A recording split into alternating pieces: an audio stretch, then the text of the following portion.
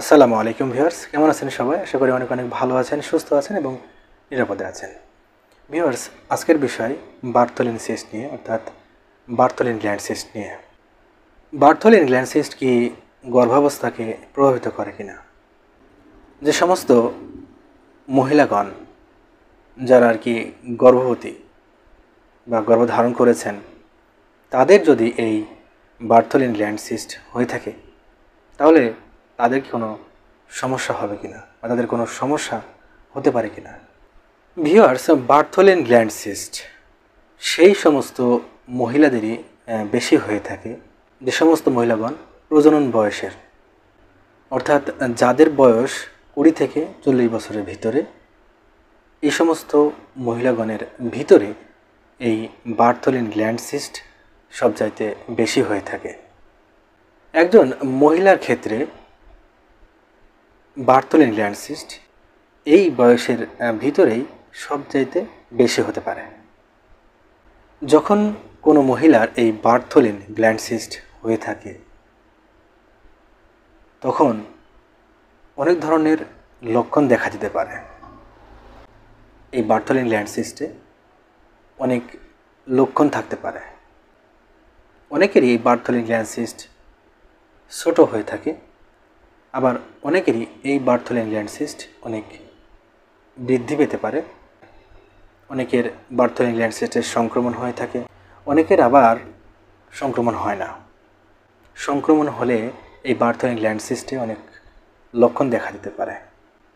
যখন কোনো মহিলার এই বার্থোলিন গ্ল্যান্ড সিস্ট ছোট হয়ে থাকে এবং সেখানে যদি সংক্রমণ না হয়, অর্থাৎ বার্থোলিন গ্ল্যান্ড সিস্টে যদি সংক্রমণ না হয়, বার্থোলিন গ্ল্যান্ড সিস্ট যদি সংক্রামিত না হয়, তাহলে দেখা যায় যে অনেক মহিলাই বুঝতে পারেন না।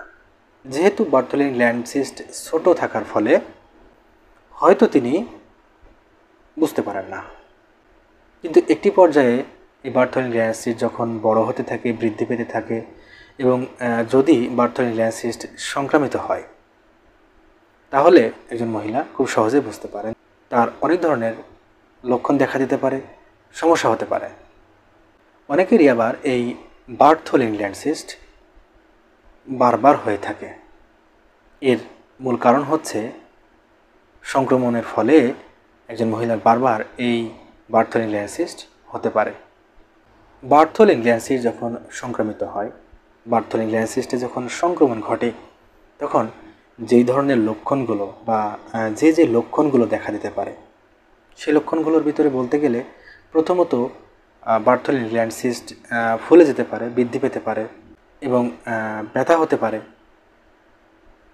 অনেক ক্ষেত্রে সংক্রামিত হওয়ার ফলে সেখানে পুঁজ তৈরি হতে পারে। দৈনন্দিন নানা কাজকর্মে অসুবিধা হতে পারে, যেমন দেখা যাচ্ছে তার ওঠা বসা করতে অসুবিধা হচ্ছে, হাঁটাচলা করতে অসুবিধা হচ্ছে, সহবাসে অসুবিধা হচ্ছে, অর্থাৎ সহবাসে অস্বস্তি হচ্ছে, ব্যথা হচ্ছে এবং একটি পর্যায়ে পুঁজ দেখা দিচ্ছে। একবার বার্থোলিন গ্ল্যান্ড সিস্ট যদি কোনো মহিলার হচ্ছে, যদি কোনো মহিলার এই বার্থোলিন গ্ল্যান্ড সিস্ট একবার হয়ে থাকে, দেখা যাচ্ছে কিছুদিন পরে বা কয়েক মাস পরে আবার তার এই বার্থোলিন গ্ল্যান্ড সিস্ট দেখা দিচ্ছে। এটি সংক্রমণ ফলে হতে পারে, এর জন্য যথাসময়ে চিকিৎসার প্রয়োজন হতে পারে। যেহেতু বার্থোলিন গ্ল্যান্ড সিস্ট প্রজনন বয়সের মহিলাদের যে কোনো বয়সে বা যে কোনো অবস্থাতেই হতে পারে, সেহেতু বলতে গেলে গর্ভাবস্থায় অনেকেরই বার্থোলিন গ্ল্যান্ড সিস্ট হতে পারে।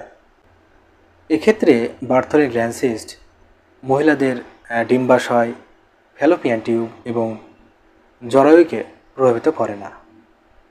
তাই এক্ষেত্রে বলা যেতেই পারে উর্বরতা বা সন্তান ধারণে বা গর্ভধারণে তেমন কোনো প্রভাবিত করে না এই বার্থোলিন সিস্ট। সন্তান ধারণে অক্ষমতা বা গর্ভধারণ না হওয়া বা একজন মহিলা গর্ভবতী না হতে পারার এর পেছনে অনেক কারণ থাকতে পারে। যেই সমস্ত কারণে সন্তান ধারণে অক্ষমতা দেখা যেতে পারে একজন নারীর, সেই সমস্ত কারণে একজন নারীর সন্তান ধারণে বা গর্ভধারণে বাধাপ্রাপ্ত হতে পারে। তবে অনেকের ক্ষেত্রে বা অনেক মহিলার ক্ষেত্রে ভিন্ন হতে পারে। অনেক মহিলার ক্ষেত্রে একটি ভিন্ন ব্যাপার হতে পারে। ভিউয়ার্স, ভালো থাকবেন, সুস্থ থাকবেন এবং নিরাপদে থাকবেন। আয়ান হোমিও ক্লিনিক এই চ্যানেলটির সাথেই থাকবেন। দেখা হবে অন্য কোনো নতুন একটি ভিডিওতে।